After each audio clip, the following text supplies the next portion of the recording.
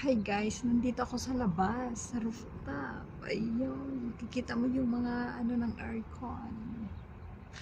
Medyo masilaw ang langit. Medyo maliwanag dito sa rooftop guys. Ayun. Yun pala guys yung ginagawang bahay na bago. Diyan sa kapitbahay namin. Ayan, lalaki ng bahay dito. Yan guys, mainit dito, hindi siya ganoon kalamig, pero pag umaga at saka gabi sobrang lamig. Pero ngayon, hindi siya ganoon kalamig. Masilaw, ano ba yan?